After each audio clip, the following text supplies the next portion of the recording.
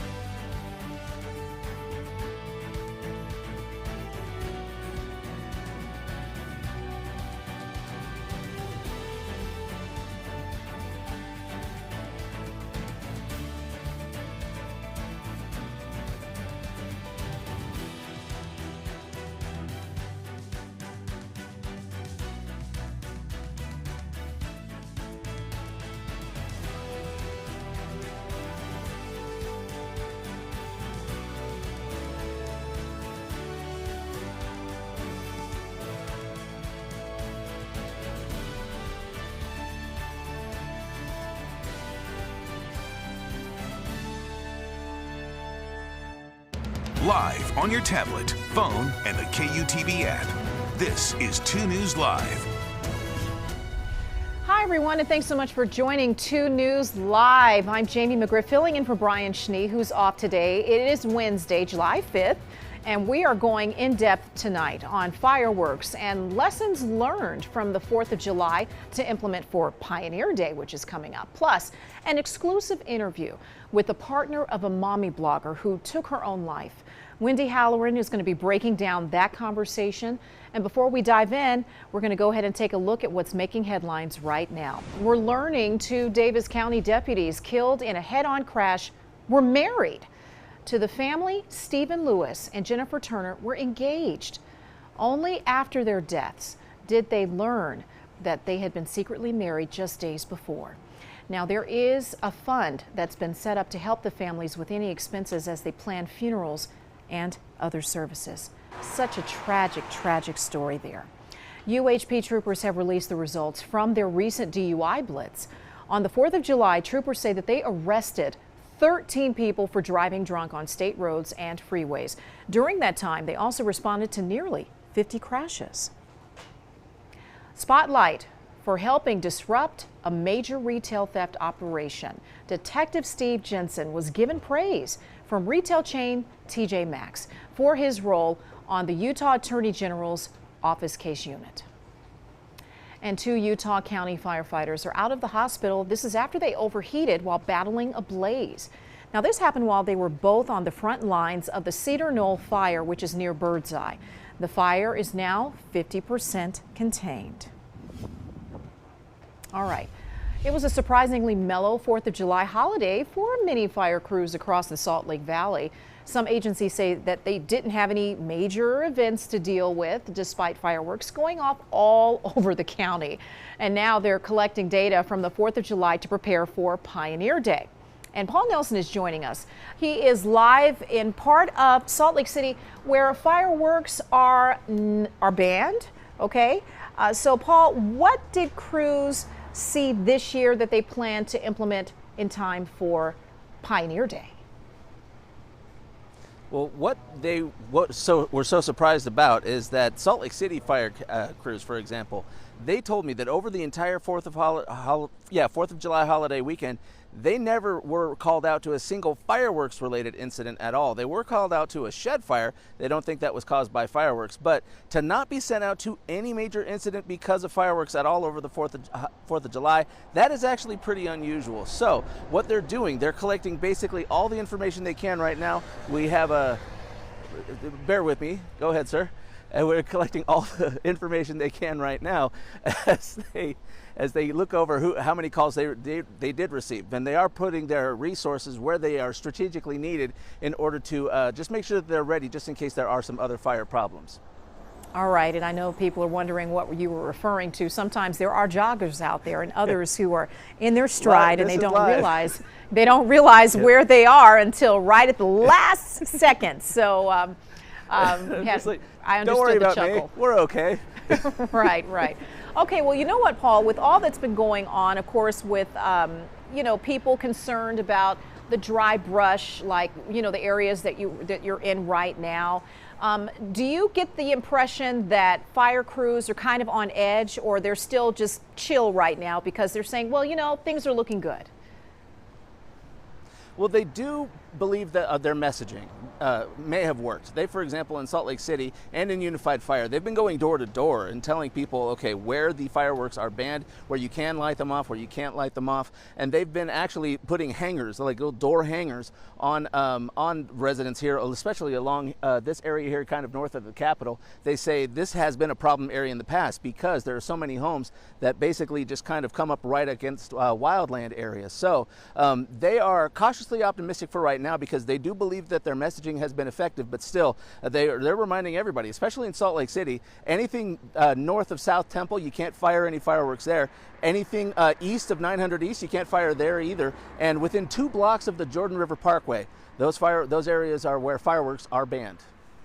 Right, Paul, thank you so much for that update. And we want to hear from you at home. So what do you think? What's the best way to experience fireworks displays? You can grab your phone right now, scan the QR code to weigh in. And right now, most people are saying city and event displays are the best way to go, the next highest one up. Some people just really don't enjoy those fireworks displays. So there you have it. We're going to go ahead and take a current look at road conditions right now. And outside, traffic is moving right along, believe it or not, the day after the 4th of July and starting to slow just a little bit. We're looking at I-15 northbound. This is at 500 South, and this is in Murray. And if you're familiar with that area, you know it's going to start getting a little bit more congested, but that's just how it is. And given that it's the middle of the week and we're right in rush hour, this is expected. Look at there, just right on time as I'm talking. So the backups are going to be there, and stop and go a little bit here and there, but just be careful as you're heading out. All right, our chief meteorologist Sterling Polson is here now with First Alert forecast, and temperatures vary still. Yeah, Mesquite 106. 106 and Wow. 101 in St. George, Laverton 103. So we do have some toasty temperatures down in the southern end of the state, and also the humidities are lower down there, and the fire danger's probably a little bit higher there. So let's talk more about these temperatures and what we can expect. It does look like we're going to see a little bit of improvement in the humidity across the Wasatch Front as we move farther north across the state. We've got humidity ranges in the 20% range as opposed to southern Utah where we've got them in the single digits, which I'll show you in a minute. But quite a bit of storm activity through the Mississippi River Valley, all the way from New Orleans clear up to Chicago, where temperatures, believe it or not, across the northern plains this afternoon are only in the 60s, and Chicago is just barely getting up to 79 degrees this afternoon. So that's kind of unusual. You can see these winds down here across the southeastern part of the state. This is 11 a.m. this morning, and we're going to continue to monitor that, but we also have 10% humidity here. 7% in Hanksville, 6% in St. George, 10% in Cedar City, and 8% in Milford. So the southern half of Utah is definitely going to see a higher fire danger, and we see that. This is the way it is this afternoon. So we're in the medium fire danger already across most of southern Utah, and the Four Corners area is a little higher up in the high end.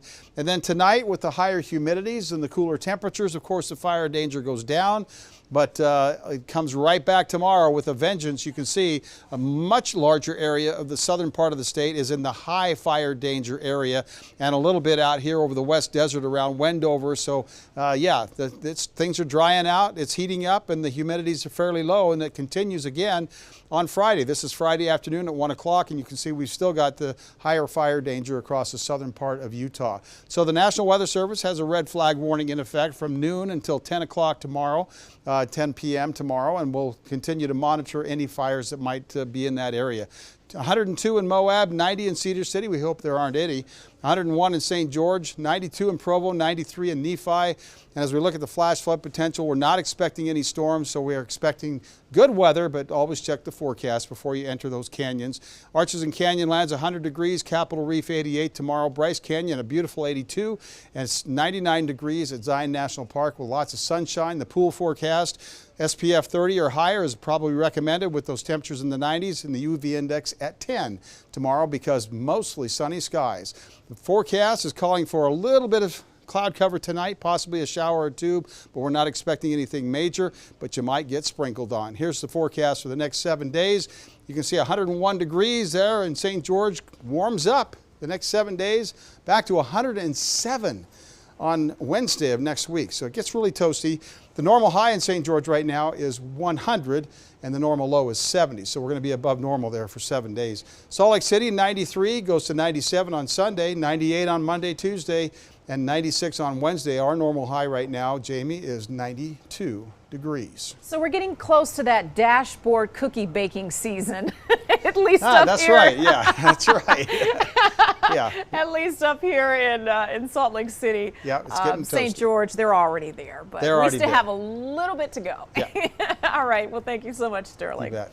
All right, remember that you can download our 2 News weather app to know about changes in your neighborhood. You can get those updated forecasts, live radar, all of that on your phone. All you have to do is get that app, and the app is free to download.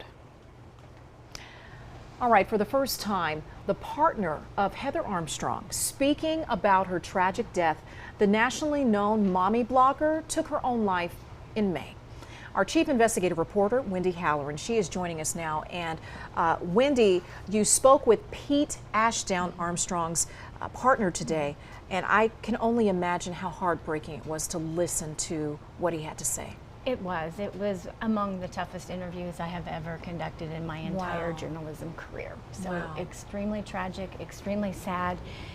It goes to show what happens when people unfortunately take their own lives, those that are left behind, the trauma that it causes them. We're going to play a little bit of his interview for you right now. I think the core reason this happened was her alcoholism. She was very confident when she declared her sobriety that that was the end of it. And I was too, because I believed her. And there is no shame in relapsing, but if you have loved ones who have relapsed, it's a matter of loving them and making sure that they get the help that they need, and that help can't always come from you. The alcoholism is like a beast that keeps clawing at the individual until it gets what they want, or the individual removes himself from the equation by killing themselves. And what do you do if they reject the help? Did you face that, the rejection? Yeah, it makes the individual into a dishonest shadow of themselves. I am struggling with the guilt and the blame of what happened on a constant basis. And I just want people to know, as people have told me, that in the end, there's one person responsible, and that's the individual who's the alcoholic. That's so heartbreaking. It is. Aww. So you can see there, and that's just a little bit of the interview. There's so much more. I have a story coming up on 2 News at 6 about that. But he was very candid with me, and I learned something that we did not know about the circumstances regarding her death, that she was able to get her hands on a weapon. He talked about mental illness and about the issue of the mentally ill being able to purchase weapons, and that is evidently what she used to take her own life. So he has serious trauma from that. Her children also, you know, he co-parented the children, her children with them, and he has his own children as well. So the whole family is suffering. such an immense loss. Did he mention any regrets about noticing any warning signs before it happened? No regrets. He tried to do everything he could to help her. And with the disease of alcoholism, the addict frequently lies. You heard him say a dishonest shadow of themselves. And that's what he meant by that. So he did not know about the purchase of firearms. Okay. So as you can imagine, it has been extremely difficult for the entire family to even cope with. And our hope, and the reason we're doing this story and letting him tell what happened to him, is to help others. Wendy Halloran, thank you so much for sharing that, and we look forward to seeing the rest of your report tonight on 2 News at 10. At 6. At 6, I'm sorry. 6. 2 News at 6. Usually at 10. Yes, yes. Tonight at 6. Tonight at 6, we'll be hearing more from you on that. And of course, for anyone who needs help, there are resources that are available. And if you or someone you know struggling with suicide, very important that you get help. You can get help by dialing 988. 988. That's the National Suicide Prevention Hotline. It's open 24 hours a day. You can connect with a counselor who can talk you through this and also point you in the right direction so you can sit face to face with someone and get the help that you need. All right, lastly tonight, today is National Workaholics Day. It's celebrated every year on July 5th. It's a reminder to find ways to balance your work life, your professional life, your personal life, all of that. A recent survey by the National Occupational Safety and Health Administration, OSHA, reveals about 65% of working Americans say that their job is a significant source of stress, and more than half of U.S. workers said that stress impacts their home life. When you're not enjoying work as much, when you're starting to feel stress and anxiety, you're starting to, even on your personal time, be engaged in work time. You feel guilty for taking care of yourself. You feel guilty for taking time off. That's when you know you may have a problem that you need to address, and you may be a workaholic. Oh my. Well, workplace mental health expert Natasha Bowman encourages stressed out workers, they need to take some days off for self-care. Think about what their priorities outside of work, what they are. Strive to find harmony between the two. And let me tell you, Sterling. Yes, tell me. You know, listen, you guys don't have to tell me twice. I will take some time off to rest, recharge, get away. Yeah. It's all very important, especially on days like today when the weather is so nice. You know, my boss, Mike Friedrich, you know, I had 4 days off in a row, Saturday, Sunday, Monday, Tuesday. He says, well, you need to just rest until, you know, put your feet up. And so it was really nice. Yeah. I enjoyed it. And the fireworks display at Bountiful or Centerville Saturday night was the most spectacular I think I've ever seen. Yeah. Nathan Osmond was there singing, and it was just so fun. Didn't have to worry about anything. It's good to take a break. We can't let our jobs consume us to the point where we can't live a happy life. Exactly. All right. Well, thank you so much for joining us for 2 News Live.